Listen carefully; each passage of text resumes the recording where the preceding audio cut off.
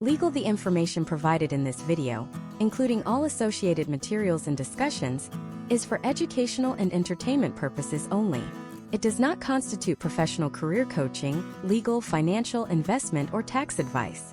The U.S. labor market and economic conditions are subject to change, and any historical trends or case studies mentioned do not ensure specific future results. You are strictly encouraged to conduct your own due diligence and consult with qualified professionals before making significant life or career transitions. The creators of this content are not responsible for any actions taken based on the information provided herein. By the time you reach the end of this sentence, approximately 1,200 Americans in their mid-20s will have logged onto a job board, felt a crushing sense of inadequacy, and closed the tab without applying for a single role. We are currently witnessing what sociologists are calling the Great Directional Crisis of 2026. A staggering 70% of 25-year-olds in the United States report feeling fundamentally lost regarding their professional trajectory. You were told that if you checked the boxes, got the degree, built the resume, and networked on the right platforms, the path would reveal itself. But instead, you are standing in the middle of a dense fog, watching your peers on social media seemingly sprint toward six-figure salaries and purpose-driven lives while you feel like you are just running in place. This video is the first part of a 10-part masterclass designed to strip away the noise and provide you with a high-agency framework to navigate the U.S. career landscape. We are not going to talk about finding your passion, because that advice is outdated and often counterproductive. Instead, we are going to look at the cold, hard data of the 2026 economy and build a strategy based on market demand, skill acquisition, and psychological resilience. To understand why you feel lost, we have to look at the historical trends of the American workforce. For decades, the career path was linear. You entered an industry, climbed a predefined ladder, and retired 40 years later. However, current data from the Bureau of Labor Statistics suggests that the average American will change jobs nearly 12 times throughout their career, with the highest frequency of these changes occurring between the ages of 22 and 32. If you feel like you are starting over, it is because the modern economy essentially requires it. You are not failing. You are experiencing the friction of a systemic shift from a loyalty-based economy to a skill-based economy. The problem is that while the economy changed, the narrative you were sold stayed the same. This creates a psychological gap where your expectations of stability collide with the reality of volatility. Let us look at a case study involving a typical 25-year-old in 2026, whom we will call Alex. Alex graduated 2 years ago with a degree in communications. Alex took a job in digital marketing because it felt safe, but now finds themselves staring at spreadsheets for 45 hours a week, feeling no connection to the work and seeing no clear promotion path. Alex's dilemma is not a lack of ambition, but a lack of a navigation system. Alex is suffering from the sunk cost fallacy, believing that because they spent 4 years on a specific degree, they are now locked in to a path that is clearly not yielding the desired potential outcomes. In this masterclass, we are going to break down the actual cost of staying in a state of indecision. We can visualize this using a basic economic concept of opportunity cost.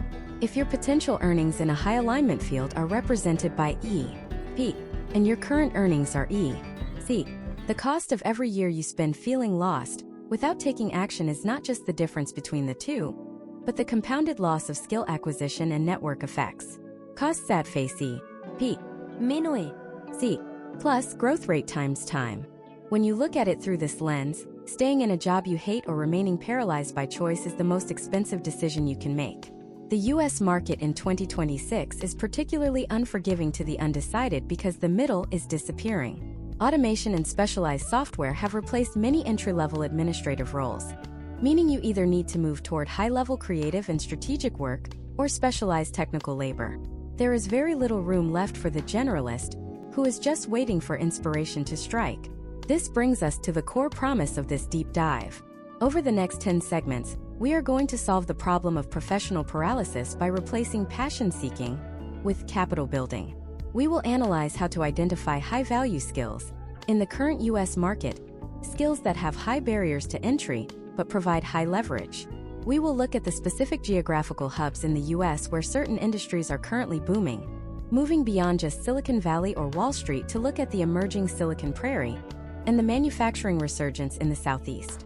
We will also address the digital glasshouse effect. You are the first generation to grow up watching the highlight reels of everyone else's career. When you see a 25-year-old founder on a 30 under 30 list, your brain processes that as the baseline for success, even though historical trends show that the average age of a successful U.S. entrepreneur is actually closer to 42. This warped perception creates a sense of urgency that leads to career hopping disorder, where you quit a good opportunity too early because it doesn't feel extraordinary yet. To combat this, we are going to implement a step-by-step audit of your current career capital. Career capital consists of the rare and valuable skills you have built up that you can then trade for the things you want in a job: autonomy, impact, and high compensation. Step 1: the skills inventory audit. In this part of the masterclass, we require you to stop thinking about what you like to do and start looking at what you are becoming good at. The U.S. market does not pay for your interest. It pays for your scarcity. Hard skills.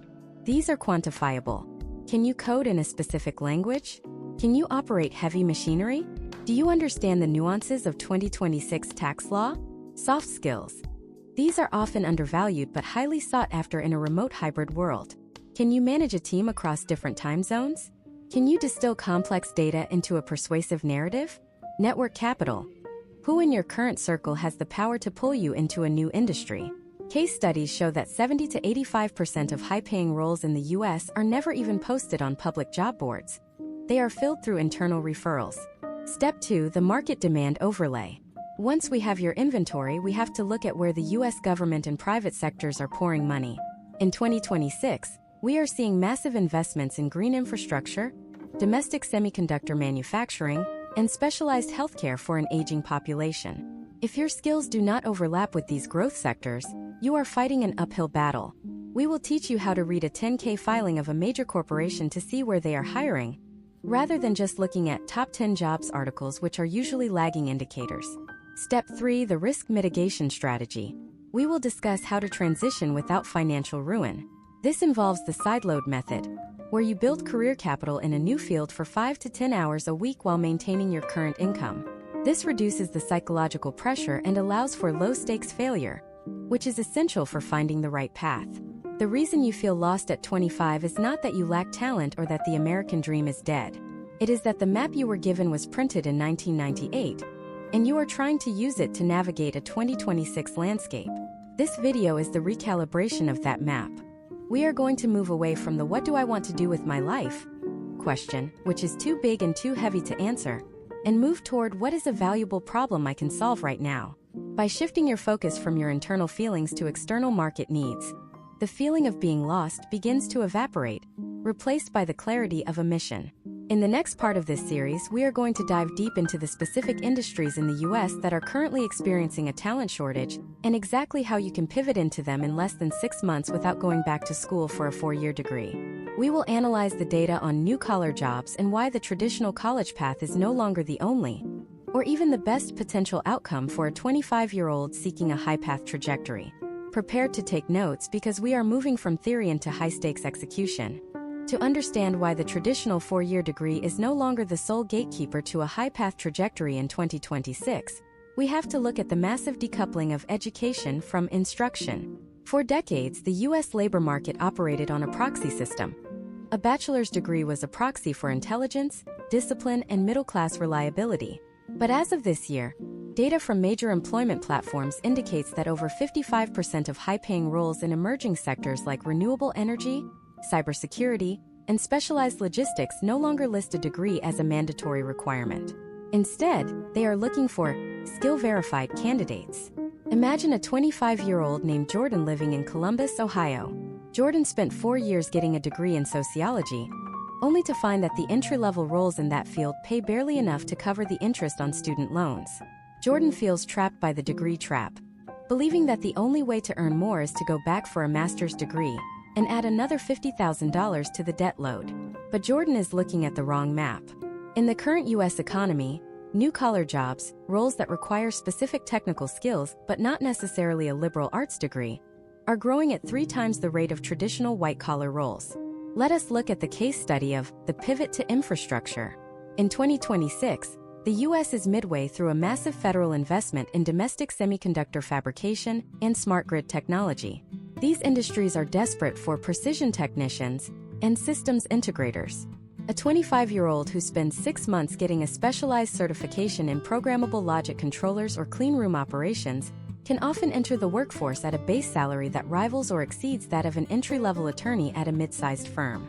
Historical trends show that these technical paths offer a much steeper initial income curve because you are solving a scarcity problem for the employer, rather than competing in a saturated market of generalists. This brings us to the high-demand sector analysis. To find your path, you must stop looking at what is popular and start looking at where the bottlenecks are. In 2026, the 3 biggest bottlenecks in the U.S. economy are energy transition, cybersecurity defense, and healthcare automation. In energy transition, the U.S. is facing a critical shortage of project managers who understand both the regulatory landscape of the Inflation Reduction Act and the technical requirements of high-capacity battery storage. You do not need an engineering degree to be a project manager. You need a deep understanding of the process. A 25-year-old who masters the specific software used for grid-scale solar deployment and learns the nuances of federal permitting is more valuable to a developer in Texas or Arizona than a generic MBA. In cybersecurity, the entry level has shifted. The historical trend was to start at a help desk and work up over a decade. In 2026, however, Zero Trust architecture and AI-driven threat detection have created a need for security operations center analysts who can interpret machine learning outputs. There are intensive, reputable res-killing boot camps across the U.S., often subsidized by the companies themselves, that take individuals with zero background and turn them into functional analysts in 24 weeks. Case studies of these programs show a high placement rate because the curriculum is designed backward from the actual job requirements of companies like CrowdStrike or Palo Alto Networks. The third sector, healthcare automation, is perhaps the most overlooked. As the American population ages, the healthcare system is moving toward remote patient monitoring and hospital-at-home models. This requires a new class of professional, the medical integration specialist. This person ensures that the wearable data from a patient in rural Montana correctly populates the electronic health records of a specialist in Chicago and triggers the correct automated alerts. This role sits at the intersection of customer service, data management, and basic clinical understanding. It is a path that didn't exist 5 years ago, but in 2026, it is a 6-figure career path for those who can bridge the gap between human care and machine efficiency. Now let us get into the step-by-step details of the market value reset. If you are 25 and feeling lost, your first task is to perform a reverse job search. Most people go to a job board and type in their degree title. This is a mistake. Instead, you should go to a site like LinkedIn or Indeed and search for specific problem statements. Search for terms like implementation, optimization, compliance, or integration. Look at the job descriptions for roles paying between $80,000 and $120,000. Ignore the requirements section for a moment and look at the responsibilities. What are they actually asking the person to do? If the responsibility is manage a fleet of autonomous delivery drones for a regional logistics hub, and you have no idea how to do that, you have just found your skill gap. In 2026, the resources to close that gap are almost entirely democratized. You can find the exact technical manuals, the industry standard software certifications, and the community forums where the people currently doing that job hang out. Your goal at 25 is not to find yourself, but to build a version of yourself that the 2026 market finds indispensable. Consider the modular education strategy. Instead of committing to a 2-year master's, you commit to 3-month sprints. Sprint 1. Gain a foundational certification in a high-growth sector. Sprint 2. Build a proof-of-work portfolio. If you want to be a data analyst in the U.S. healthcare space, do not just put Excel on your resume. Build a public-facing dashboard that analyzes publicly available CDC data on 2025 health trends and share it on professional networks. Sprint 3. Targeted networking. This does not mean asking for a job. It means asking for technical validation. You reach out to a senior analyst and say, "I built this dashboard to solve X problem. As someone in the field, does this reflect the actual challenges you face?" This approach turns you from a job seeker into a peer in training. The U.S. career landscape in 2026 is no longer a ladder. It is a lattice. You can move sideways into a high-growth industry far more easily than you can move up in a stagnant one. If you are in a dead-end retail management role, you have skills in high-stakes logistics and conflict de-escalation. If you sideload a certification in supply chain optimization, you are no longer a retail worker. You are a supply chain professional with frontline operational experience. That frontline experience is your unique leverage. However, many of you are paralyzed because you are afraid of picking the wrong path. You think that if you choose cybersecurity today, you are closing the door on creative direction forever. This is the fixed identity fallacy. In the modern US economy, your first career path at 25 is simply your capital generator. It is the vehicle that allows you to gain financial stability, professional dignity, and the agency to make a different choice at 30. Historical trends of the most successful US executives show that their pivot point usually happened between 27 and 31. You are not choosing your forever identity.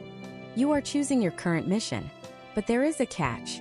To successfully navigate this lattice, you have to master a skill that they never taught you in college, a skill that is arguably more important than any technical certification in 2026. This skill is the ability to decode the hidden labor market. Why is it that some 25-year-olds seem to get tapped for incredible opportunities that were never even advertised, while you are stuck sending 500 applications into a black hole applicant tracking system? It isn't luck, and it isn't just about who your parents know. It is a specific, repeatable system of high-agency outreach. In the next part of this masterclass, we are going to pull back the curtain on how the top 1% of young professionals in the US actually secure their roles.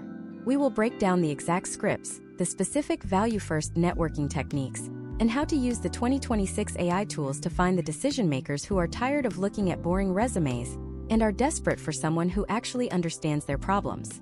If you have been applying for jobs and getting nothing but automated rejections, what we cover next will explain exactly why, and how to never let it happen again. The black hole of the modern applicant tracking system is not just a myth, it is a mathematical certainty.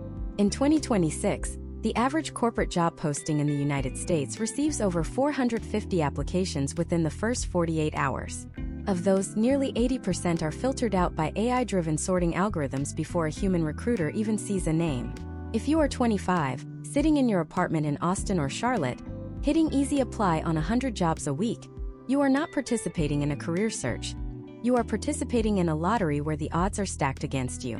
To find your path, you must stop being a candidate and start being a solution. Let us analyze the case study of Maria, a 25-year-old living in Chicago. Maria graduated with a degree in environmental science and spent 6 months applying for sustainability analyst roles. She had the GPA, she had a relevant internship, and she had a polished resume. Yet, she received nothing but automated "thank you for your interest" emails. Maria's mistake was thinking that her resume was a ticket to an interview. In reality, in 2026, a resume is merely a background check. The real hidden labor market operates on a principle we call the information gap. Companies do not hire because they want to help someone start a career. They hire because they have a specific, painful problem that is costing them money, time, or market share. Imagine if Maria stopped looking for sustainability analyst job titles and instead looked for sustainability problems. She began researching mid-sized manufacturing firms in the Midwest that were struggling to comply with new 2026 carbon transparency regulations. She didn't find these on job boards. She found them by reading industry trade journals and local business news. She identified a company that had recently faced a regulatory fine. Instead of applying for a job, Maria spent 3 days conducting a public data audit on that company's publicly disclosed supply chain metrics. She then drafted a 3-page impact brief that outlined 3 specific areas where the company could improve its reporting accuracy using automated data tools. She didn't send this to HR. She sent it directly to the director of operations via a personalized video message and a brief email. The message was simple. I noticed the recent challenges with the new transparency mandates. I performed a preliminary audit of your public data and identified 3 specific bottlenecks. I've outlined a framework to resolve these. Would you be open to a 10-minute conversation about how this could be implemented? This is high-agency outreach. Maria wasn't asking for a job. She was offering a solution. The result was not just an interview, but the creation of a role specifically designed for her. This is a potential outcome when you shift from a seeker mindset to a consultant mindset. To execute this, you need to understand the 2026 decision-maker hierarchy. In most US companies, there are 3 people who matter: the economic buyer, the person with the budget, the technical buyer, the person who understands the work, and the user buyer, the person who will actually work with you. HR is rarely any of these. Your goal is to reach the technical or user buyer. These are the people who are actually feeling the pain of being understaffed. The step-by-step framework for decoding the hidden labor market begins with digital intelligence. In 2026, you have access to tools that can map out a company's entire organizational structure and even predict their hiring needs based on venture capital infusions or government contract awards. Use platforms like Crunchbase, PitchBook, or even specialized AI search engines to find companies that have just received Series B or Series C funding. These companies are in a hypergrowth phase. They are desperate for talent but often too disorganized to have efficient HR departments. This is where the 25-year-old with high agency thrives. Next, you must master the value-first message. Historical trends in professional networking show that the "can I pick your brain" approach has a near-zero success rate in a high-speed economy. It is perceived as a tax on the recipient's time. Instead, your outreach must follow the give-ask model. Give 1. Share a relevant industry insight or a piece of news that affects their specific department. Give 2. Provide a micro-asset, a small piece of work, like a competitor analysis or a process map, that you created specifically for them. Ask. Request a specific time-bound validation call to discuss your findings. Let us look at another case study. David in Seattle. David wanted to break into EdTech product management, but had no direct experience. He identified 5 growth stage companies in the Pacific Northwest. Instead of networking for a job, he joined their user communities. He spent 2 weeks documenting bugs, user experience frictions, and feature requests from other users. He compiled this into a product gap report. He sent this to the head of product at each company. 3 of them responded within 24 hours. They didn't ask for his resume. They asked, "How did you find these insights so quickly?" David had demonstrated the exact skill set required for the job before he even had the title. This leads us to the concept of the proof of work portfolio. In the 2026 US market, saying you can do something is worthless.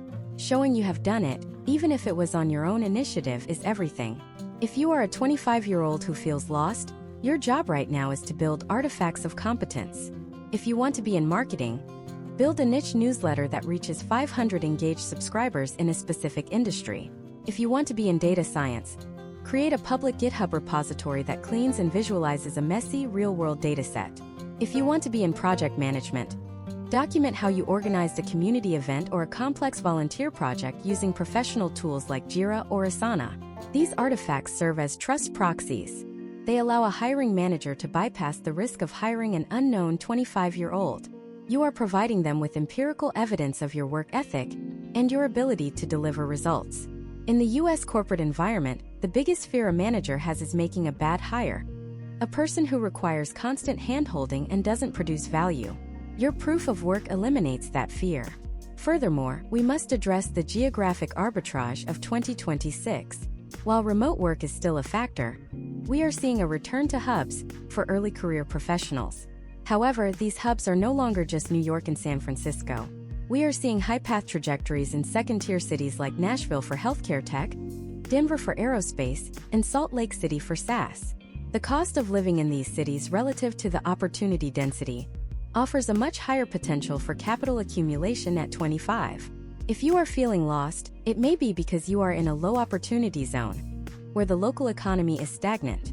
Moving 300 miles could be the single most effective career hack available to you. But what happens once you get that validation call? How do you turn a 10-minute conversation into a career path? Most young professionals fail at this stage because they treat the meeting like an interrogation where they are the ones being questioned. In reality, the most successful outcomes occur when the candidate takes control of the narrative. You need to move from "why should you hire me?" to "here is how I will solve your specific problem in the first 90 days. This requires a deep dive into the 90-day value blueprint. This is a document you bring to the second or third interview that outlines exactly what you will learn, what you will audit, and what you will fix in your first 3 months on the job. It shows a level of maturity and foresight that is vanishingly rare in 25-year-olds. It signals that you are not there to be trained, but to contribute. However, even with the perfect outreach and the perfect blueprint, there is a psychological barrier that stops most people: the imposter protocol. You feel like a fraud because you are manufacturing a path rather than following a pre-written one. This feeling is actually a signal that you are operating at the edge of your competence, which is exactly where growth happens. To survive the US market at 25, you have to learn how to manage your internal certainty levels while operating in an environment of external, high ambiguity. But there is an even deeper level to this. Finding your path isn't just about the job you get. It's about the personal brand equity you build while getting it. In 2026, your professional reputation is being indexed by AI 24/7. Every post you make on LinkedIn, every artifact you publish, and every interaction you have contributes to your digital trust score. If you do this correctly, you will eventually reach a point where you never have to apply for a job again. The jobs will find you. But how do you ensure that the path you are building actually leads to long-term wealth and fulfillment, rather than just another high-paying burnout factory? How do you distinguish between a peak that is worth climbing and a false summit that will leave you stranded at 30? In the next part, we are going to break down the wealth alignment matrix. We will look at how to calculate the true value of a career path beyond just the salary, including equity upside, skill portability, and the lifestyle delta. We are going to look at why some high-paying jobs actually make you poorer in the long run, and how to spot the wealth compounders that will set you up for life before you even turn 30. If you think a $100,000 salary is the goal, you are thinking too small, and what we cover next will show you why. The $100,000 salary has long been the psychological finish line for many 25-year-olds in the United States. It is a round number that feels like making it. However, in the 2026 economic landscape, a six-figure salary can be a statistical illusion that keeps you trapped in a state of high-income poverty. To find a path that actually leads to long-term wealth, we have to look at the wealth alignment matrix. This matrix measures three critical variables: the lifestyle delta, equity upside, and skill portability. When you evaluate a career path solely on the gross annual pay, you are ignoring the most significant factors that determine your net worth and your future freedom. Let us look at a comparative case study between two 25-year-olds, Sarah and Marcus. Sarah lives in San Francisco and has just accepted a role at a prestigious tech firm with a salary of $135,000. On paper, she is in the top 10% of earners for her age group. However, after federal and California state taxes, her take-home pay is significantly reduced. Factor in a $3,800 monthly rent for a modest studio, a high cost of living for basic services, and the social tax of maintaining a lifestyle commensurate with her peers, and Sarah's monthly savings rate is less than 10%. She is one missed paycheck away from a crisis. Her lifestyle delta, the gap between what she earns and what it costs to simply exist, is razor thin. Now consider Marcus. Marcus is also 25, but he lives in Charlotte, North Carolina. He works for a mid-sized fintech company specializing in cross-border payment rails. His salary is $85,000. By traditional metrics, he is behind Sarah. However, Marcus's rent is $1,600 for a two-bedroom apartment. North Carolina's tax burden is lower, and the general cost of services is 30% less than in the Bay Area. Marcus is able to save 35% of his income. More importantly, Marcus's compensation package includes a significant equity upside in the form of restricted stock units, RSUs, in a company that is currently a wealth compounder, a firm growing at 40% year over year. To calculate the true value of your career path, you must use the total value formula, TV. TV rovnítko s L plus EP plus F times T. In this equation, S is your salary, L is your cost of living, the lifestyle delta, E is the current value of your equity, P is the probability of a liquidity event like an IPO or acquisition, V is the market value of the skills you are acquiring, and T is the time you spend in the role.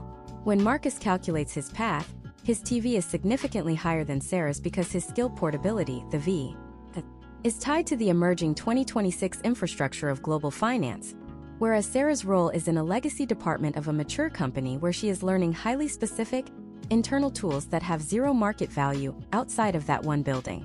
Skill portability is your career insurance.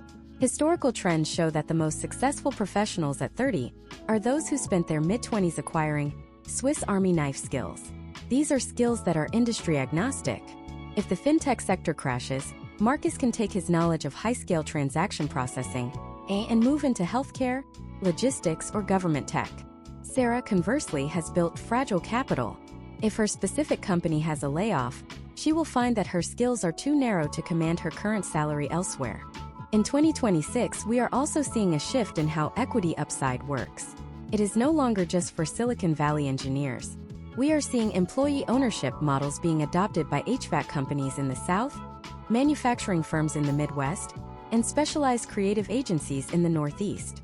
These companies are using equity to attract the high-agency 25-year-olds who are tired of the churn and burn culture of the coasts. When you are looking at a career path, you must ask, am I building someone else's dream, or am I getting a piece of the equity I am helping to create?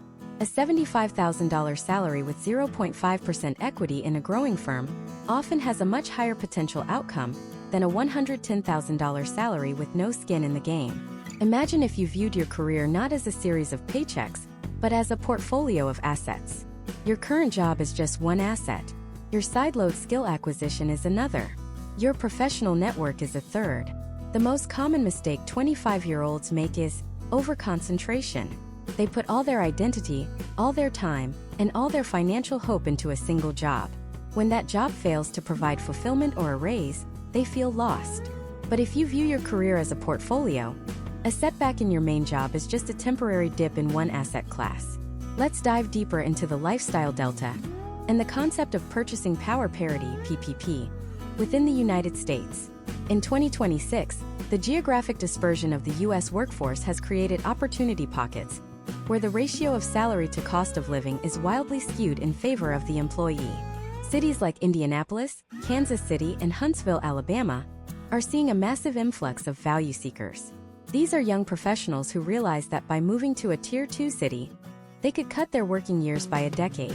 By maintaining a low-burn lifestyle while earning a high-value salary remotely or at a local tech hub, they are effectively arbitraging the U.S. economy. Historical studies of wealth accumulation suggest that the compounding window between ages 22 and 30 is the most critical period of your financial life. Every dollar you save and invest during this period is worth significantly more than a dollar saved at 40 due to the nature of exponential growth. If you are lost at 25 and living in a high-cost city just for the vibe, you are effectively burning your future freedom to pay for a temporary experience. So how do you find the wealth compounder path? You look for industries with high operating leverage. These are businesses where it doesn't cost much more to serve 1 million customers than it does to serve 1,000. Software is the classic example, but in 2026, this includes specialized biotech, automated logistics, and digital media. When you work for a high-leverage company, your individual contribution has a force multiplier. This is why these companies can afford to pay massive bonuses and offer equity. One good employee can literally be worth millions of dollars in incremental revenue. Compare this to low-leverage industries like traditional retail, traditional law, or manual labor. In these fields, revenue is tied directly to hours worked. To make more money, the company has to hire more people or make you work more hours. There is no multiplier. If you are feeling lost, it might be because you are trapped in a low-leverage cycle where your hard work is being met with diminishing returns. The step-by-step process for aligning your wealth with your path involves a 3-year audit. You should not look at where you will be in 6 months, but where the path will lead in 36 months. The ceiling check. What is the maximum salary of the person 3 levels above you? If that number doesn't excite you, you are on the wrong ladder. The exit velocity.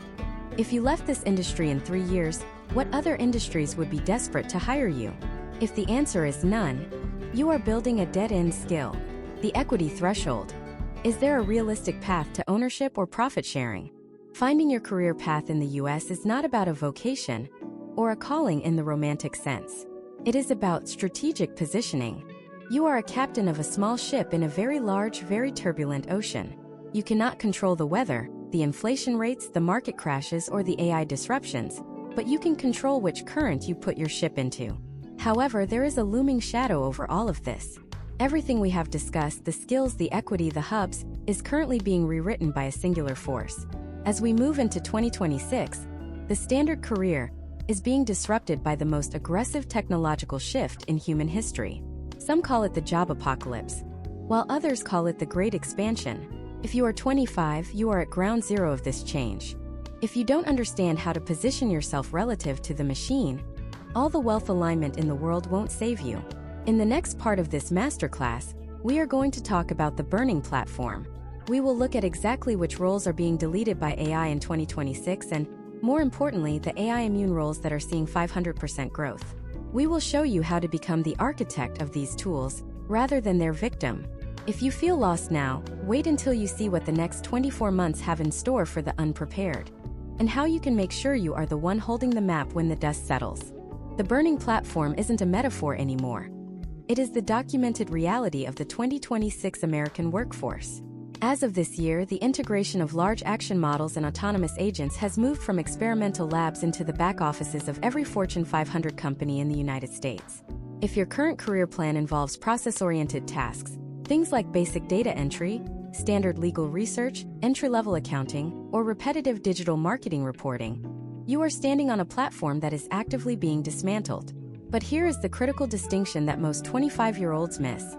AI is not deleting jobs, as much as it is deleting tasks. The people who feel lost are usually those who have defined their professional identity by a task rather than a result. Imagine a 25-year-old named Chloe living in Minneapolis. Chloe works as a junior paralegal. Her day-to-day involves reviewing contracts for inconsistencies and summarizing case law. In 2023, this was a stable, high-path career. In 2026, a specialized legal AI can perform a first-pass review of 5,000 documents in the time it takes Chloe to pour a cup of coffee, with a historical trend of higher accuracy in identifying specific clause conflicts. Chloe feels the job apocalypse breathing down her neck. She feels lost because she thinks she needs to go back to school to become something entirely different. However, the path forward for Chloe isn't to compete with the machine. It is to become the machine orchestrator. The legal firm doesn't just need the documents reviewed. They need a human to navigate the high-stakes negotiation that follows the review. They need someone to manage the ethical implications of the AI's findings. They need a legal technologist who can fine-tune the prompts and verify the outputs. By shifting her focus from doing the research to auditing the AI-generated research and applying it to client strategy, Chloe moves from a role that is being automated to a role that is seeing a 500% increase in demand. To navigate this, you must understand the Automation Vulnerability Index. Historical trends in 2026 show that the most AI-immune roles share three specific characteristics: high empathy, high physical complexity, or high strategic ambiguity. High empathy roles are those where the human element is the product itself. Think of specialized physical therapy, high-stakes crisis management, or complex B2B sales where trust and long-term relationships are the primary drivers of the deal. While AI can simulate conversation, it cannot yet replicate the biological and psychological trust signals that humans exchange in person. High physical complexity roles involve the real world. We are seeing a massive resurgence in the value of specialized trades that require working in non-standard environments. An AI can write a poem, but it cannot fix a burst water main in a 100-year-old building in Philadelphia, or install a custom solar array on a complex architectural roof. In 2026, these real-world roles are becoming high-status, high-income paths for 25-year-olds who are tired of the Zoom room fatigue. High strategic ambiguity roles are those where there is no right answer, only a series of trade-offs. This is the realm of the architect. If you are 25 and want to be AI immune, you need to move towards systems thinking. Instead of being the person who writes the code, you are the person who defines the product architecture based on messy, contradictory human needs. Let's look at the case study of the AI-enhanced creative, a 25-year-old named Leo in Atlanta. Leo was an entry-level graphic designer. He watched as AI tools began generating high-quality logos and layouts in seconds. Instead of quitting, Leo pivoted to generative brand strategy. He realized that while the AI could make a logo, it couldn't understand why a local Atlanta startup needed to evoke a specific cultural nostalgia to win over their target demographic. Leo started using AI to generate 100 iterations of a concept in an hour, which he then curated and refined using his human understanding of cultural context. He effectively increased his productivity by 10x, allowing him to take on more clients and move into a strategic advisory role. His potential outcome was not unemployment, but a transition into a creative director role 3 years earlier than the historical average. This leads us to the human-machine collaborative framework. To find your path in 2026, you must perform a task deconstruction audit on your current or desired role. Break the job down into 10-minute increments. Categorize, label each task as algorithmic, follows a set of rules, or heuristic, requires intuition and trial and error. Offload. Identify the algorithmic tasks and learn the specific AI tools that can automate them. This is not cheating. This is efficiency mastery. Double down. Take the time you saved and reinvest it into the heuristic tasks. If you are a 25-year-old marketer, stop spending 4 hours a week on keyword research and start spending those 4 hours talking to actual customers to find the emotional hooks that the AI doesn't know exist. In the 2026 US economy, we are seeing the rise of the solo corporation. Because AI handles the administrative and technical heavy lifting, a single high-agency 25-year-old can now operate with the departmental power that used to require a team of 10. This is the great expansion. The barrier to entry for starting a specialized consultancy, a niche media brand, or a localized service business has never been lower. However, there is a psychological trap here. Many people see this level of change and retreat into educational hoarding. They think the solution is more degrees, more certificates, and more learning without doing. In a high-speed AI economy, the half-life of technical knowledge is shrinking. What you learn in a classroom in January might be obsolete by December. The only durable skill is meta-learning, the ability to rapidly deconstruct a new tool, integrate it into your workflow, and move on to the next. Imagine if you stopped trying to find a stable career and instead focused on building a stable skill stack. A skill stack is a unique combination of 3 to 4 overlapping competencies that make you a category of one. Skill A, a technical hard skill, e.g. data visualization. Skill B, an industry-specific domain knowledge, e.g. US healthcare regulations. Skill C, a soft skill, e.g. persuasive public speaking. Skill D, a tool mastery, e.g. advanced AI prompt engineering. Individually, these skills are common, but the 25-year-old who can visualize healthcare data while explaining the regulatory implications to a board of directors using AI-driven insights is rare. Rarity is what creates market leverage. The US labor market in 2026 is rewarding those who can act as translators. There is a massive gap between the technologists who build the AI and the traditional business owners who don't know how to use it. If you are 25 and feeling lost, your path might be right in the middle of that gap. You don't need to build the next AI. You just need to be the person who shows a mid-sized construction company in St. Louis how to use AI to optimize their bidding process and save 15% on materials. That is a career path with immense value capture. But to do this, you have to overcome the noise of the new. Every day in 2026, there is a new revolutionary tool or a new must-follow trend. This creates a state of analysis paralysis. You spend so much time watching tutorials that you never actually ship anything. The high-path 25-year-olds are those who have a bias toward action. They pick a tool, solve a real problem for a real person, and document the result. As we move forward, we must address the most uncomfortable part of the 2026 career landscape. While AI is expanding the ceiling for high-agency individuals, it is also lowering the floor for those who refuse to adapt. The middle class of labor is being squeezed. You are either moving toward owner/architect status, or you are being pushed toward gig/commodity status. But there is a hidden advantage to being 25 right now. You are digital natives in an era where the digital is being redefined. You have a plasticity of mind that the 50-year-old executives don't have. You can see patterns in the noise that they miss. But to turn those patterns into a career, you need to understand the psychology of the pivot. How do you walk away from a safe path that is clearly disappearing and jump onto a risky path that hasn't been fully built yet? How do you handle the social pressure from parents and peers who are still using the 1998 playbook? In the next part, we are going to dive into the identity liquidation.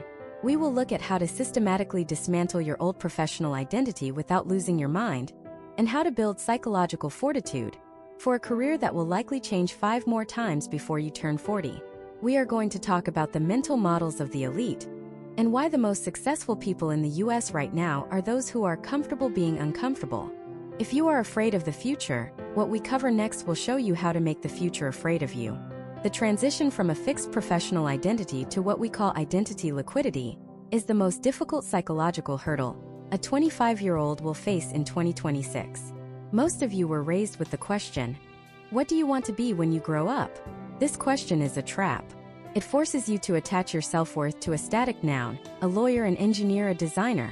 When the economic currents of 2026 shift, and that noun becomes obsolete or hyper-competitive, your entire sense of self collapses. This is the root of the lost feeling. You aren't just losing a job prospect. You feel like you are losing your soul. To thrive, you must dismantle that noun and replace it with a series of verbs. You are not a marketer. You are someone who analyzes consumer behavior, orchestrates generative AI tools, and synthesizes data into persuasive narratives. Verbs are portable. Nouns are anchors. Let us look at the case study of Taylor, a 25-year-old in Boston. Taylor spent years identifying as a journalist. Taylor had the degree, the internship at a major metro daily, and the specific writer identity. But in 2026, the traditional media landscape in the US has undergone a radical contraction. Local newsrooms have shrunk by 40% in favor of decentralized, AI-curated platforms. Taylor felt like a failure because journalism wasn't hiring. Taylor's identity rigidity was preventing a pivot. The breakthrough happened when Taylor performed an identity liquidation audit. Instead of journalist, Taylor looked at the constituent verbs: researching, interviewing, storytelling, and fact verification. In the 2026 US market, there is a massive demand for corporate narrative architects and internal communication strategists in the biotech sector. These roles pay nearly double what a junior reporter makes and offer a higher potential for equity. By liquidating the journalist identity, Taylor was able to see that the skills were the same, but the venue had changed. Taylor didn't change who they were. They changed where they applied their verbs. This leads us to the sunk cost fallacy of the ego. Many 25-year-olds refuse to pivot because they don't want to waste their degree or their past 3 years of experience. They believe that if they leave their current path, they are starting at zero. Historical trends of career transitions in the mid-20s show the opposite.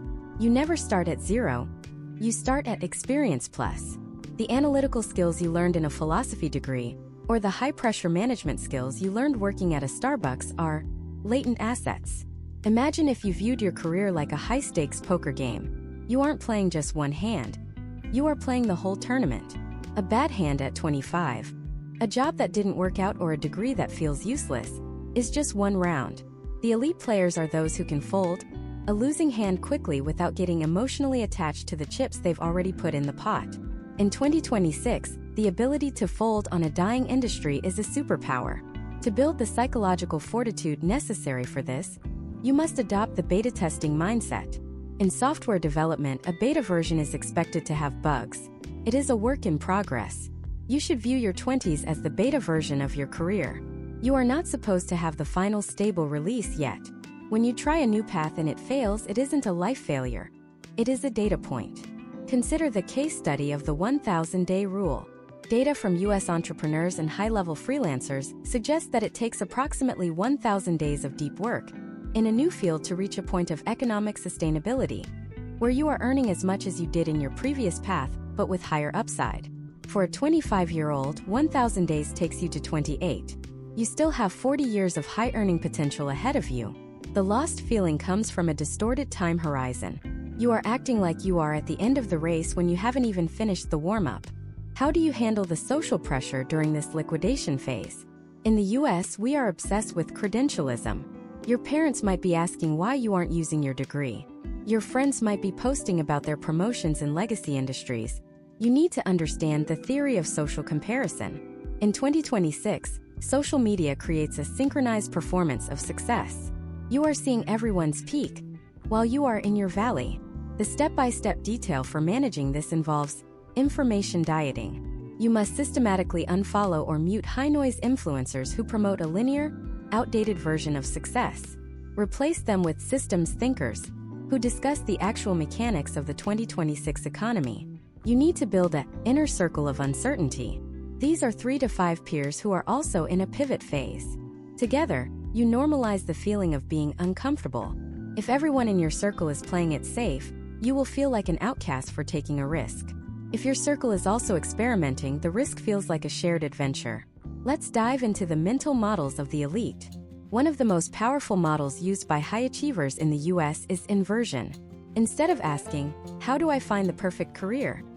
ask, "What are the things that would definitely make me miserable and broke in 10 years? Scenario A. Staying in a role where my skills are being automated. Scenario B. Living in a city where my rent is 50% of my income. Scenario C. Working for a manager who doesn't understand the 2026 tech stack. By inverting the problem, you create a non-negotiable boundary for your life. You might not know exactly where you are going, but you know exactly what you are moving away from. This reduces the search space and makes the lost feeling more manageable. You aren't looking for one needle in a haystack. You are just burning the parts of the haystack that you know don't contain the needle. We also need to discuss the resilience quotient, RQ. In 2026, the U.S. labor market is increasingly bimodal. There are high-frequency disruptions followed by high-magnitude opportunities. Your RQ is determined by your financial runway and your emotional regulation. Financial runway. We talked about the lifestyle delta. Keeping your expenses low at 25 isn't about deprivation. It's about dry powder. It gives you the option value to quit a toxic job or spend 3 months res-killing without panic. Emotional regulation. This is the ability to separate market signals from self-worth signals. If a company doesn't respond to your high-agency outreach, it is a signal that your value proposition needs tuning. It is not a signal that you are worthless. Imagine a 25-year-old named Sam in Phoenix. Sam was in hospitality management. When the autonomous service revolution began hitting hotels in 2025, Sam saw the writing on the wall. Instead of spiraling, Sam used the inversion model. Sam knew that dealing with angry humans was an AI-immune skill. Sam pivoted to customer success for a software company that sells tools to the hospitality industry. Sam's RQ was high because Sam had saved $10,000 by living with roommates, allowing for a 4-month career transition gap. This is the elite way to handle the 25-year-old crisis. You stop seeking certainty and start seeking clarity. Certainty is the belief that the path is safe. Clarity is the understanding of the risk-reward ratio of the path you are currently on. In 2026, there are no safe paths, only calculated ones. But there is a final layer to this psychological transformation. Even if you liquidate your identity, build your RQ, and use inversion, you will still face the wall of mastery. This is the point where the new wears off and the hard begins. Most people quit during the wall of mastery. They mistake the hard for a sign that they are on the wrong path. So they start over again, perpetually remaining a beginner at everything. How do you know when to pivot and when to persevere? How do you distinguish between a dead end and a difficult threshold? In the next part, we are going to break down the decision matrix for persistence. We will look at the metric of marginal gains and how to measure if you are actually getting better at a high-value skill, even when the market hasn't rewarded you yet. We are going to discuss the 100-attempt rule and why most 25-year-olds are failing simply because they are undersampling the market. If you think you've tried everything, what we cover next will show you that you've likely only just begun. The 100-attempt rule is the cold mathematical antidote to the psychological fragility that often plagues the 25-year-old professional in the United States. In the 2026 labor market, undersampling is the primary driver of career stagnation. Most individuals in their mid-20s send out 10 applications, receive 8 automated rejections and 2 silences, and conclude that the market is closed or that their skills are fundamentally flawed. Statistically, 10 attempts in a market of 160 million workers is a rounding error. It is noise, not data. To find your path, you must reach the threshold of statistical significance. Historical trends show that for high-leverage roles, those paying in the top 15% of the U.S. income bracket, the conversion rate from a high-agency cold reach to a meaningful conversation hovers between 3% and 5%. If you have not made at least 100 high-quality units of effort, you have not actually tried, you have only observed the barrier from a distance. A high-quality unit of effort is defined as a personalized, researched, and value-additive outreach or artifact. It is not a one-click application on a job board. Imagine a 25-year-old named Maya in Denver. Maya wants to break into the burgeoning 2026 sector of urban air mobility logistics, managing the flight paths and delivery schedules for autonomous cargo drones. She has a background in traditional supply chain management. If Maya sends 100 generic resumes, she is sampling the bottom of the market. But if Maya identifies 100 specific hiring managers or lead engineers at companies like Joby Aviation or Archer, and sends each a custom logistics optimization map for their specific region, she is sampling the top.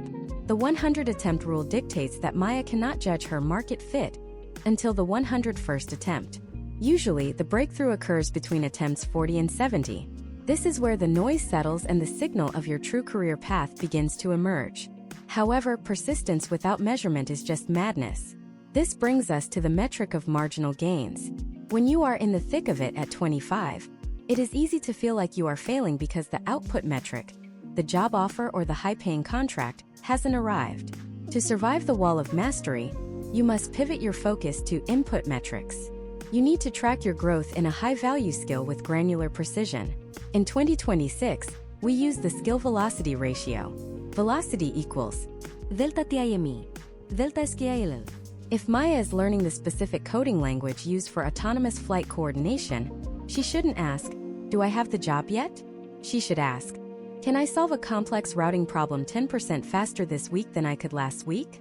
If the answer is yes, she is experiencing a marginal gain. Historical trends in high-skill acquisition show that these gains are cumulative and non-linear. You spend months in a plateau of latent potential, where it feels like nothing is happening, followed by an exponential vertical move once you hit a critical mass of competence. If you quit during the plateau, you are essentially walking away from an investment right before it matures. To decide whether to persist or pivot, you need the decision matrix for persistence.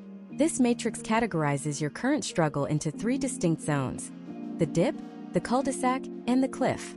The dip is the natural hardship that occurs in any worthwhile endeavor. It is the difficulty of mastering a complex 2026 tech stack, or the awkwardness of high-level networking. The dip is a screening mechanism. It exists specifically to keep your competitors out. If the path is hard because the skill is rare and valuable, you must persevere. The potential outcome of crossing the dip is market dominance in your niche.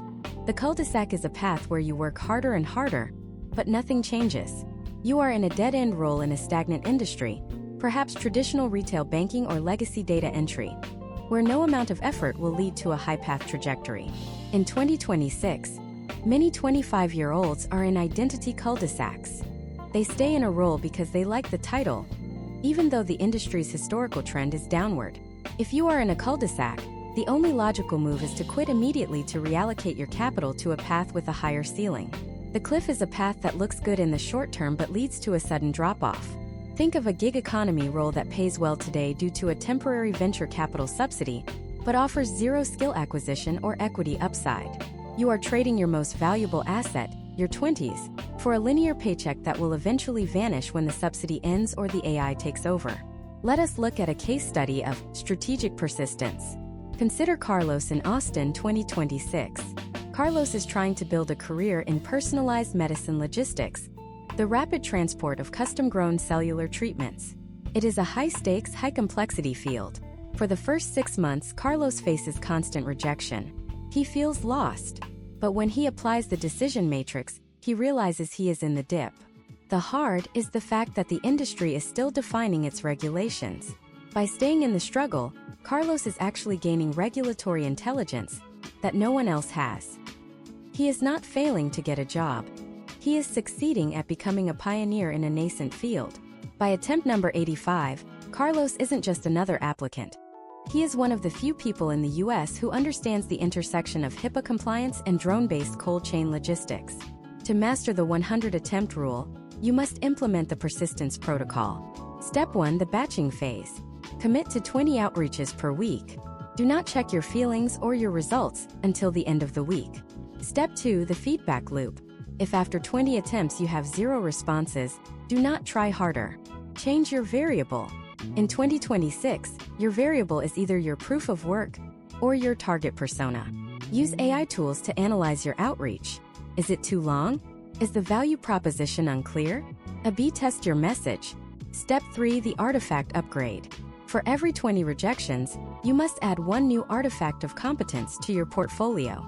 This ensures that your 100th attempt is qualitatively superior to your first.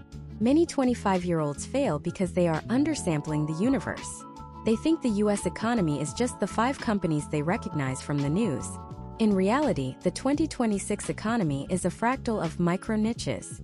There are companies in the American Midwest specializing in satellite data agriculture, and firms in the Pacific Northwest focused on ethical AI auditing that you have never heard of. These invisible giants are where the most aggressive hiring is happening.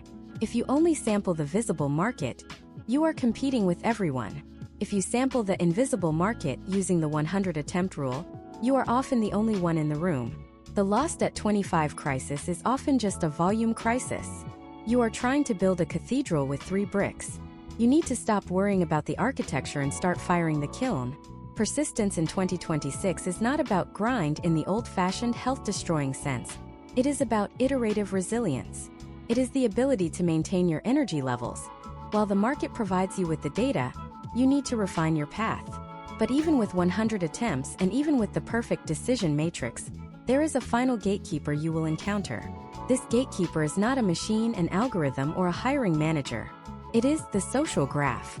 In the US, you can have the best skills and the most persistence, but if you are invisible to the people who hold the keys to the high-path trajectories, you will always be fighting from the outside. How do you penetrate the inner circles of 2026? How do you get the sponsorship, not just the mentorship, of the people who can change your life with a single introduction? In the next part of this masterclass, we are going to talk about the new power networking.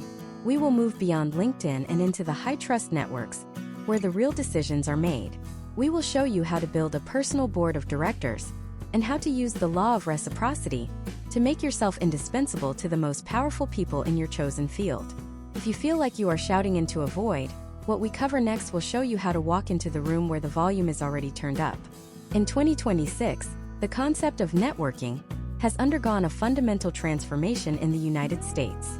The old model, attending generic mixers, collecting business cards, and spamming personalized invitations on LinkedIn, is officially dead. High-path trajectories are no longer found on the surface of the internet. They are buried within high-trust networks and closed social graphs. If you are 25 and feel like you are shouting into a void, it is because you are still playing by the rules of the broadcasting era. To walk into the room where the volume is already turned up, you must master the transition from networker to sought-after asset. This is the new power networking, and it is built on 3 pillars: the law of reciprocity, the personal board of directors, and high-trust sponsorship. The law of reciprocity in 2026 is not about a quid pro quo transaction. It is about front-loading value. Most young professionals approach powerful people with a take mindset. Can I have a job? Can I have advice? Can I have a referral? In a high-speed, high-stress economy, this is perceived as an emotional and professional drain. To penetrate an inner circle, you must solve a micro-problem for a decision-maker before they even know you exist. Consider the case study of Ethan, a 25-year-old in Nashville trying to enter the health tech venture space. Ethan had no direct connections to the major VC firms in the region. Instead of asking for informational interviews, Ethan spent 3 weeks analyzing the portfolio companies of a specific top-tier firm. He noticed that 3 of their newest investments were struggling with their user acquisition narrative on emerging 2026 social platforms. Ethan didn't send a resume. He created a competitor sentiment audit for those 3 companies, a detailed report showing exactly where their competitors were winning and where they were vulnerable.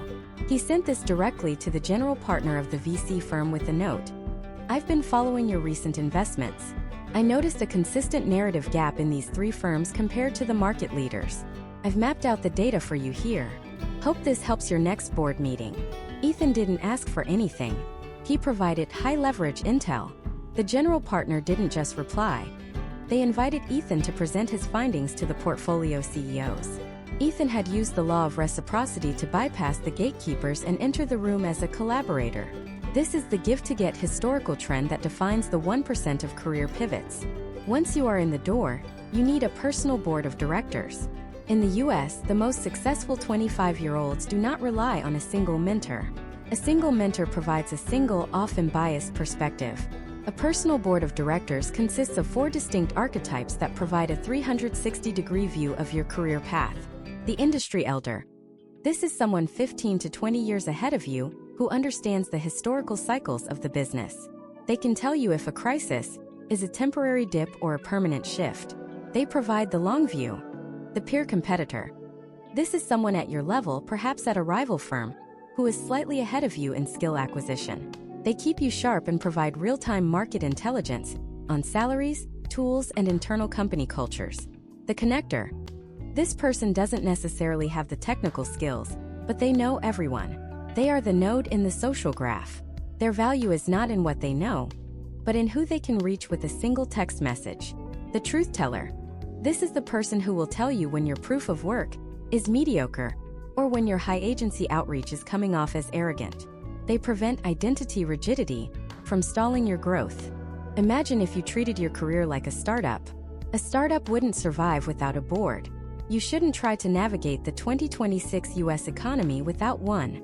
You don't ask people to be on your board. You curate these relationships over time by being the most helpful person in their orbit. But there is a level beyond mentorship, and that is sponsorship.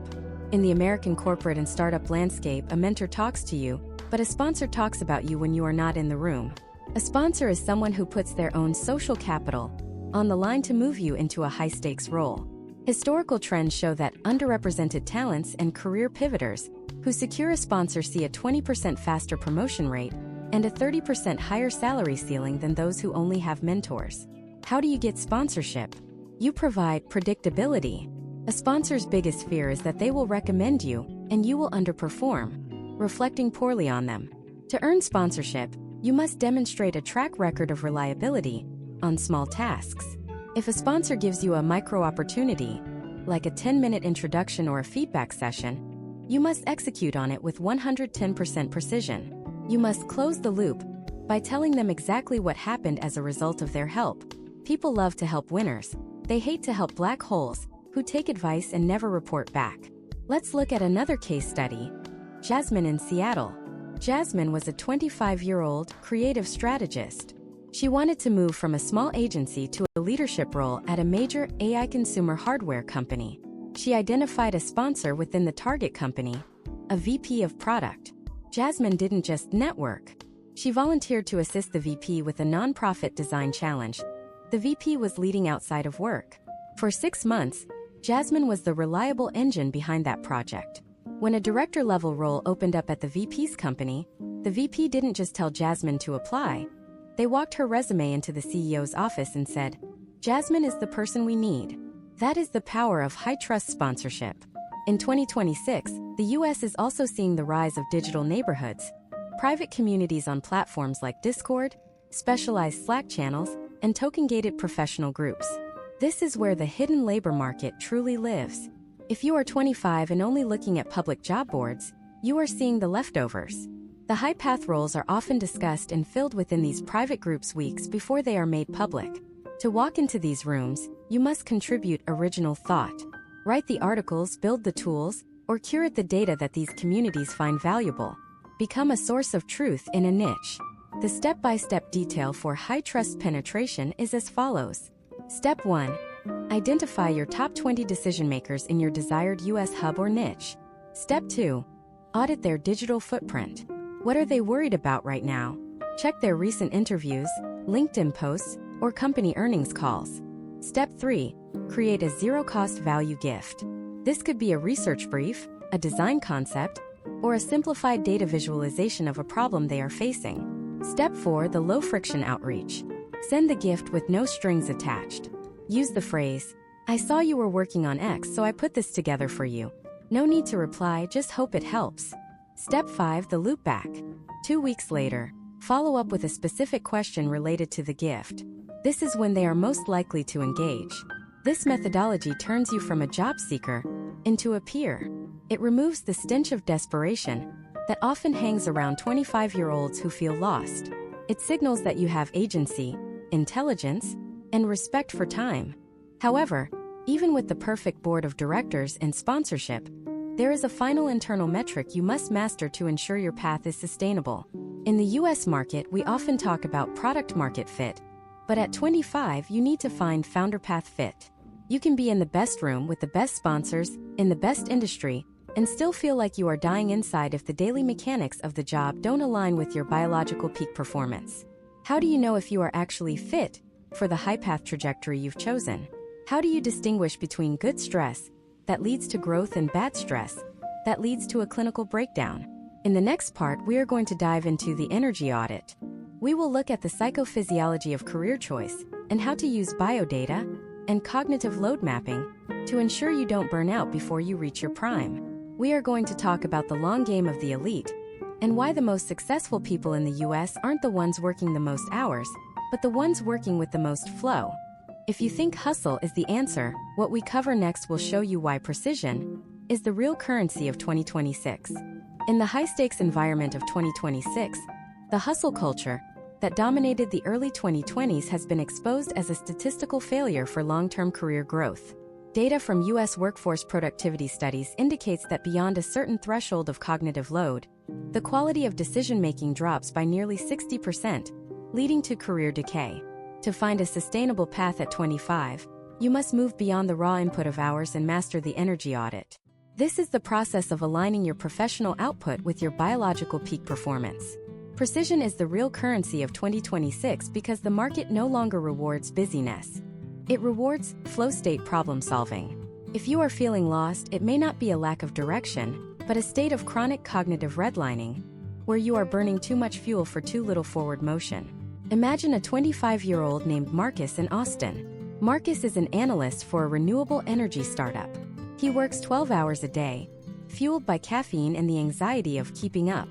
He feels lost because, despite the effort, he isn't making strategic breakthroughs. He is in a state of high-activity stagnation. When Marcus performs an energy audit, he realizes that his biological prime time, the window where his prefrontal cortex is most efficient, is between 7 a.m. and 10 a.m. However, he spends those hours clearing emails and attending low-stakes status meetings. By the time he gets to the deep work of optimizing grid storage algorithms, his brain is already in a state of decision fatigue.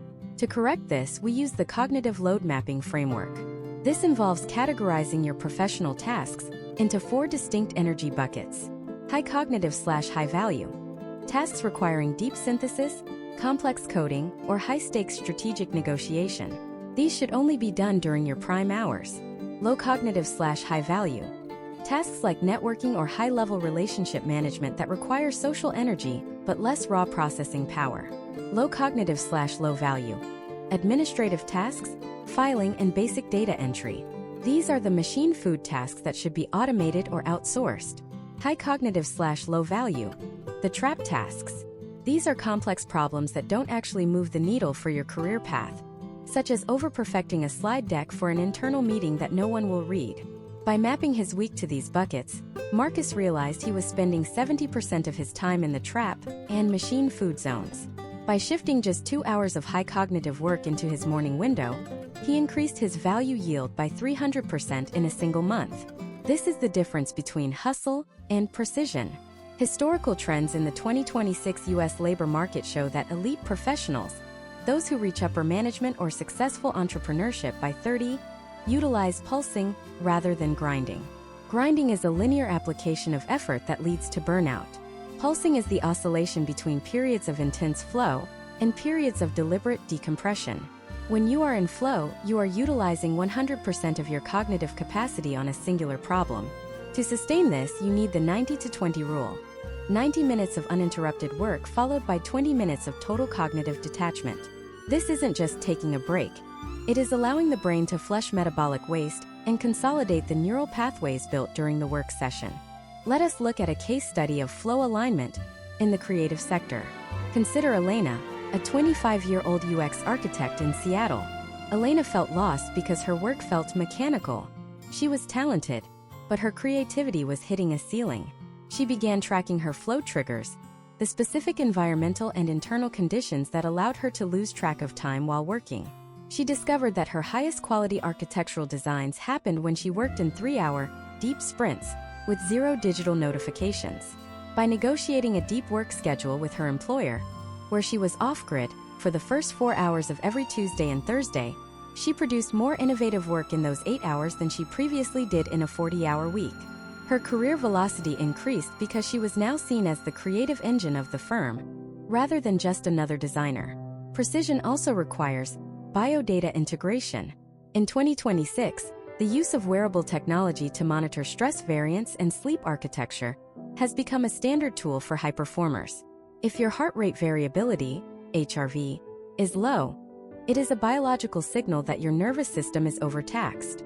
A 25-year-old who ignores these signals and tries to power through is statistically more likely to make a path-ending error, a mistake in judgment, a bridge-burning email, or a total physical breakdown. Historical data suggests that the peak productive years of a U.S. professional are 28 to 42. If you burn out at 25, you are destroying your most valuable future assets. Imagine if you treated your brain like a high-performance server. You wouldn't run a server at 99% capacity indefinitely. It would overheat and crash. You would optimize the throughput. Finding your path at 25 involves identifying the specific throughput that you can maintain for a decade. This is what we call founder path fit. Founder path fit is the intersection of three internal metrics. Metabolic sustainability. Does the job require a level of physical or social extroversion that drains you faster than you can recover? If you are an introvert in a high-intensity sales role, you might succeed for a year, but the psychological cost will eventually bankrupt you. Cognitive interest resonance. Do the problems you solve at work naturally occupy your mind when you aren't being paid? The most successful professionals are those whose work is their play at a higher level of complexity. Values congruence. Does the path align with your internal moral compass? In 2026, we see a crisis of meaning among young professionals in high-paying but extractive industries. If there is a values gap, no amount of precision or flow will stop the feeling of being lost. To conduct your own energy audit, follow this step-by-step detail for the next 7 days. Step 1. The hourly log. Every hour, rate your energy level from 1 to 10 and your focus level from 1 to 10. Step 2. The task overlay. Note exactly what you were doing during your 10 out of 10 moments. These are your natural strengths. Step 3. The energy leak identification. Note what you were doing during your 2 out of 10 moments. These are your energy vampires. Step 4. The strategic elimination. Look at your energy vampires. Can these tasks be automated by AI? Can they be delegated? Or can they be reframed? The U.S. economy in 2026 is brutally efficient. It will take as much as you are willing to give. If you give it your health, your sanity, and your unoptimized time, it will take them and leave you with a paycheck that doesn't cover the cost of your recovery. But if you give it precision, if you show up as a highly optimized, high-flow individual who solves high-value problems in less time than your peers, the market will reward you with the 3 most important things: autonomy, leverage, and peace of mind. The lost feeling at 25 is often the sound of your biology screaming for a system reset. You aren't failing. You are systematically overloaded. Once you apply the energy audit, the fog begins to clear, not because the world got simpler, but because your operating system got better. But even with the perfect energy audit, there is one final piece of the puzzle. You have the skills, you have the network, you have the wealth alignment, and you have the precision. But how do you tie it all together into a life narrative that actually makes sense? How do you move from career strategy to life design?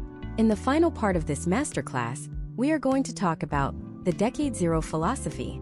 We will look at how to synthesize everything we have learned into a living document for your future. We are going to discuss the legacy metric and why the choices you make in the next 6 months will echo through the next 60 years. We are going to wrap this up with the ultimate action plan to move you from lost to leader. If you've made it this far, you are already in the top 5% of your generation, and what we cover in the finale will show you how to take the lead and never look back. The transition from being lost to becoming a leader in the year 2026 is not a single event, but a fundamental shift in how you perceive your role in the American economy. Most 25-year-olds are waiting for a permission slip that will never arrive. They are waiting for a company to discover them, for a mentor to choose them, or for a passion to strike them like lightning. This passive approach is the primary reason for professional stagnation. To take the lead and never look back, you must adopt the Decade Zero philosophy. This philosophy posits that your 20s are not a decade of finding yourself, but the year zero of the empire you are building for the next 60 years. In the 2026 landscape, where the half-life of skills is shorter than ever, the foundation you lay now must be made of adaptability capital, rather than just static credentials. Consider the case study of Caleb, a 25-year-old in Indianapolis. Caleb spent the first 3 years after college in a state of functional indecision, moving between entry-level roles in insurance and retail management. He felt like he was falling behind his peers in New York or San Francisco. When Caleb adopted the Decade Zero philosophy, he stopped looking at his current job as his career and started looking at it as his laboratory. He realized that Indianapolis was becoming a Tier 2 hub for AG tech, agricultural technology driven by AI and satellite data. Instead of quitting his job immediately, Caleb spent 6 months applying the sideload strategy we discussed earlier. He used his 2026 AI tools to audit the supply chain inefficiencies of local AG tech firms. He wasn't just a lost 25-year-old anymore. He was an emerging specialist building a niche. The first step in your ultimate action plan is the creation of your living document. In the US corporate world of 2026, a static resume is a tombstone. A living document is a roadmap. This document, which you must update every 30 days, tracks 3 specific metrics that are far more important than your job title: your skill stack scarcity, your network density, and your legacy metric. Skill stack scarcity is a mathematical assessment of how many other people in the US can do exactly what you do. If you are a generalist, your scarcity is low, and your market value is capped. If you combine high-level data analysis with bilingual negotiation and 2026 compliance knowledge, your scarcity increases exponentially. You must treat your skills like an investment portfolio, constantly selling off stagnant skills and buying into emerging ones. Network density measures the strength of your social graph. Historical trends show that your income and opportunity access are directly correlated with the value density of the 5 people you interact with most professionally. In your living document, you must list your personal board of directors and identify the gaps in your network. If you don't know anyone who can act as a sponsor in your target industry, your primary objective for the next month is not learning, but penetrating that circle through high-agency outreach. The legacy metric is the most profound shift you will make. It moves the focus from "what can I get" to "what can I solve?" In the 2026 economy, wealth is a lagging indicator of solved problems. Your legacy metric is calculated by the number of people who are significantly better off because of your work. For Caleb in Indianapolis, his legacy metric wasn't his salary. It was the number of local farms that improved their yield because of the data frameworks he helped implement. When you focus on the legacy metric, the lost feeling vanishes because you have a mission that is larger than your own ego. Now let us break down the 6-month sprint, the specific high-stakes execution plan to move you from the sidelines to the lead. Month 1, the tactical audit. You must spend the first 30 days ruthlessly auditing your current position using the energy audit and the wealth alignment matrix. If you are in a cul-de-sac or on a cliff, you must begin the identity liquidation process immediately. You do not need to quit your job yet, but you must emotionally detach from it to free up the cognitive energy required for the pivot. Month 2, the skill stack deep dive. Identify one keystone skill that is in high demand in the 2026 US market, but has a high barrier to entry. This could be generative AI orchestration for healthcare or sustainable logistics management. Spend 4 hours a day utilizing your biological prime time to reach a minimum viable competence. Month 3, artifact construction. Do not tell people what you are learning, show them. Build 3 artifacts of competence. These are not projects for your own benefit. They are solutions for the benefit of others. If you want to work in the 2026 smart city sector, create a public-facing audit of a specific city's traffic management inefficiencies using open-source data. Month 4, high-agency outreach and the 100-attempt rule. This is where most people fail. You must launch your outreach campaign. Reach out to 100 technical or user buyers in your niche. Use the value-first scripts. Do not ask for a job. Ask for technical validation of your artifacts. Historical trends suggest that this is the fastest way to trigger the hidden labor market. Month 5, the validation loop. By month 5, you should have at least 5 to 10 validation calls. Use these calls to identify the deep pain points of the industry. Refine your artifacts based on this feedback. This is how you move from being a candidate to being an expert in waiting. Month 6, the pivot execution. This is the month where you trade your built-up career capital for a high-path trajectory. Whether it is a new role, a promotion, or a transition into specialized consultancy, you are no longer guessing. You have the data, the skills, and the network to command a position that aligns with your Decade Zero goals. Imagine if you followed this plan with the same intensity that you currently spend on your feeling of being lost. In 6 months, you would be unrecognizable to your current self. You would have replaced anxiety with agency. The US market in 2026 is designed to reward the high-agency individual while commoditizing the passive consumer. By choosing to act, you are opting out of the great directional crisis and opting into the great expansion. But there is a final truth you must accept as you step into this new reality. Finding your career path is not a once-and-done task. In a world of constant technological disruption, you will likely have to find your path again at 32, at 40, and at 55. The masterclass you have just completed is not a solution for today. It is an operating system for life. The leaders of 2026 are not the ones who found a safe harbor, but the ones who learned to love the open ocean. You are 25. You have the most valuable asset in the history of the universe. Time, coupled with the most powerful tools ever created by humanity. If you still feel lost, it is only because you haven't realized that you are the one holding the compass. The fog is just an invitation to walk forward and see what is on the other side. As you transition into this leadership phase, you will realize that the most successful people in America aren't just masters of their craft. They are masters of their influence. They understand how to shape the narrative of their own lives and the lives of those around them. This is the final frontier of the 2026 career path. In the next series of this masterclass, we are going to dive into the architecture of influence. We will look at how to build a public narrative that makes you a magnet for high-stakes opportunities, and how to master the psychology of persuasion in a world where attention is the only remaining scarce resource. The map is in your hands. It is time to start the journey.